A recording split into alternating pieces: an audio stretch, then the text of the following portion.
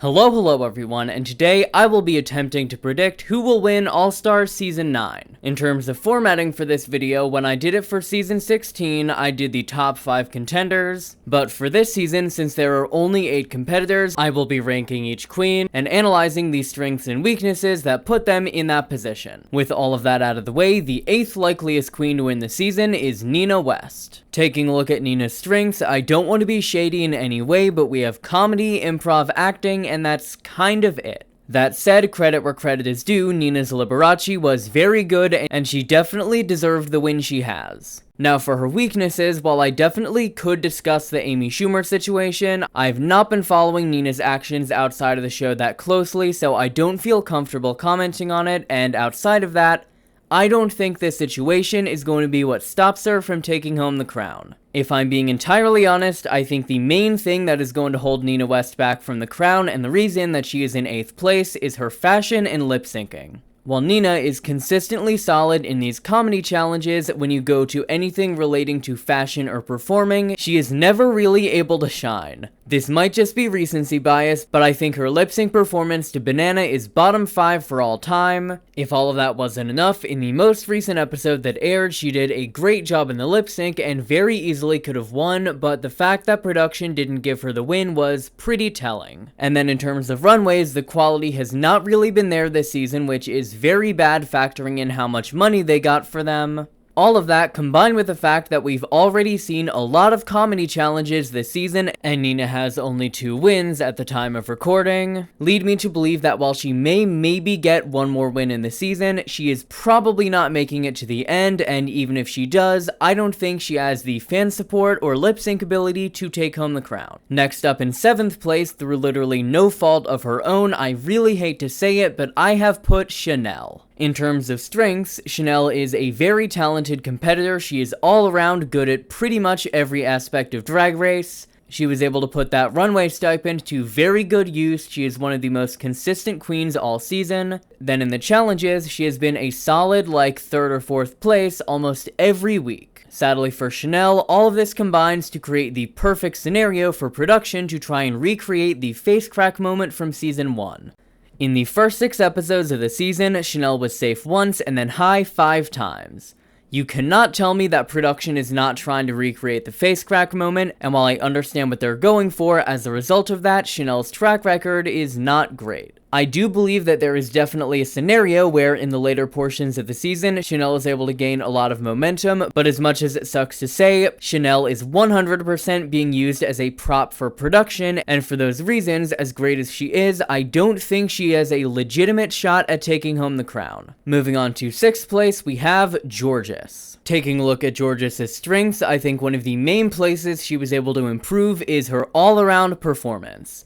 On season 14, she was kind of bad in most challenges outside of the acting and the talent show, but on this season, with the exception of that advertising challenge, even her weaker performances have still been above average. This is a massive improvement from her original season, as on season 14, I don't think anyone thought Jorgeous would almost win a roast. Another place where Jorgeous is really able to shine is lip syncing. I think she is one of the strongest lip syncers of the cast, and arguably the greatest dancer of the season. While this definitely worked to her advantage in the remix and makeover, the main thing holding Jorgeous back on the season is the sheer number of comedy challenges. While Jorgeous is definitely doing better in them than she was on the original season, so far on the season, production has been completely unwilling to give her a win for one of these performances. I think one of the main things working against Jorgeous this season is that in these comedy challenges, she's doing a solid job, but is just not breaking through to production. And with that out of the way, I think the other thing working against Jorgeous is fan reception. After every episode of Drag Race on Reddit, a poll is conducted, and in 4 of the 5 polls this season, Jorgeous has been in 8th place. Do I think that Reddit is representative of the fanbase as a whole? Not really, but I don't think Jorgeous has gotten the best fan reception this season, and I think the combination of having weaker fan support and not being able to win a comedy challenge is definitely going to work against Jorgeous as we move forward in the season. The 5th likeliest queen to win the season is the Amy Schumer of drag, Gottmik. Taking a look at Gottmik's strengths, she is all around good at Drag Race, she has been a solid fan favorite throughout the most of the season,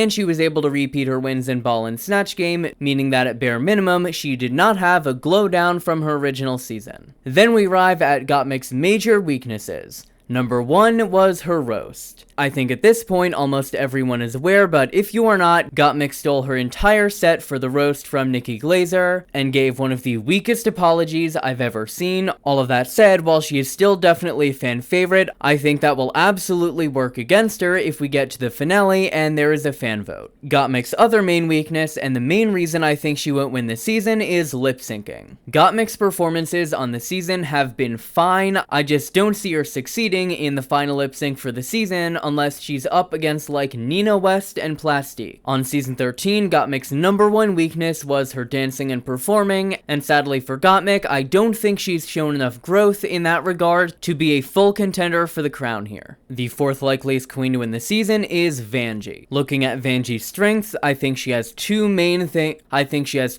things helping her out that put her in 4th place instead of 5th. Number 1, she's had some very high highs on the runway. I think her Pretty Woman runway is the best she has ever looked on Drag Race, and all around I think she has a much more clear-cut aesthetic. Vanjie's other strength is that production absolutely loves her. She has had a massive presence in the edit all season. While controversial, she was able to get a win in the makeover. I think it is very clear that production loves her, and based off her challenge performances this season, I don't think she'll make it to the end. With that out of the way, I think Vanjie has 2 major weaknesses that keep her out of the top 3. Number 1, while the budget is definitely there for a lot of the looks she's worn, there are also an equal number of looks where the budget was not really there. While on a normal season, this wouldn't really be disqualifying, when the queens were given an insane amount of money for runways, not being able to shine here is kind of an issue.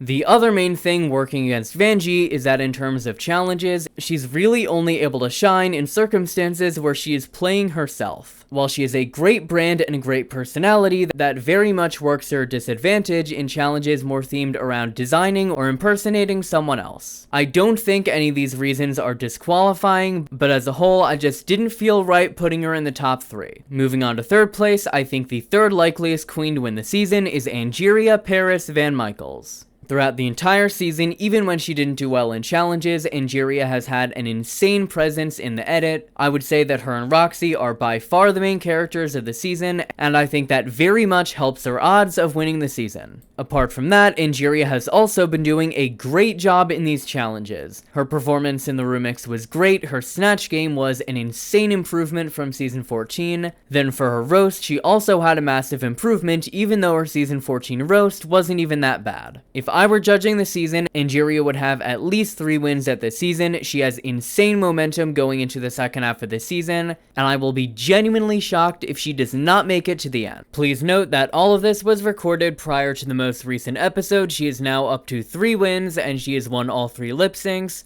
If she does not make it to the finale, this is probably one of the biggest red herrings production has ever done. In terms of Angeria's weaknesses, I could only think of 2. Number 1, on season 14, she had an incredible start and kind of flamed out towards the tail end of the season. While I don't know if that would happen again, if that happened, that would definitely work against her.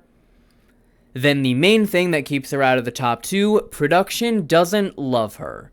I'm not saying the season is being rigged against Angeria, but pretty much every time it comes down to Angeria and someone else for a slot in the top 2, it goes to that other queen. While I'm sure she's gonna make it to the end and have a massive shot at the crown, I do think having a slightly deflated track record compared to what it should have been will end up working against her, where we get to the ending where production is gonna flip a coin to decide whether track records matter or not. The second likeliest queen to win the season, through no fault of her own, is Plastique Tiara. Plastique Tiara has been absolutely dominating these challenges. I think the only episode where she did not give a top 2 worthy performance was Snatch Game. This has been an absolute masterclass on how to do Drag Race. Going into the season, I knew she was going to be a contender for the crown, but I had no idea that she was going to do this well. Another thing that is very much working to Plastique Tiara is that she is the runway queen of the season. Her looks have been the most talked about all season. Plastique, going into into the season, Plastique decided to be the runway queen of the season, and she has 100% succeeded. This has been absolutely incredible, but it does lead into Plastique's weaknesses. On most seasons of Drag Race, production uses runways as a tiebreaker. Unfortunately, this has not been happening this season, and Plastique is just not getting as many wins as she's deserved. I don't want to diminish how well she's doing at this point, as 3 wins is very impressive, but I think at this point in the season, there were at least 2 challenges that she could have and probably should have won. The fact that production is not giving Plastique the wins she deserved is making me very nervous about her odds of winning the season over the queen in first place. But before I get to the first place queen, the other thing working against Plastique is her lip syncing. In every lip sync, Plastique has looked absolutely beautiful and known like maybe 20% of the words. I don't want to dunk on her as she's been doing a great job all season, but I think the fact that she has gone into 3 lip syncs not knowing the words is very bad for her odds of taking home the crown, especially when the other likely finalists are going to be stronger lip syncers like Roxy and Angeria. The number 1 likeliest queen to win this season, in my opinion, is Roxy Andrews. Just like Angeria, Roxy has had an insane presence in this edit. I don't know if people are keeping track of confessionals this season, but I have to assume Roxy is very high on this list. She is also part of the only drama of the season with Angeria, which gives her even more presence and visibility in this edit. Another factor working for Roxy is the fact that she is generally just good at everything. Just like Plastique, I don't think Roxy has had a single bad performance outside of Snatch Game. She has been doing consistently well in the challenges, and while she only has 2 wins, I think at this point, based off everything we've seen, she is a lock for the finale. Then in terms of Roxy's weaknesses,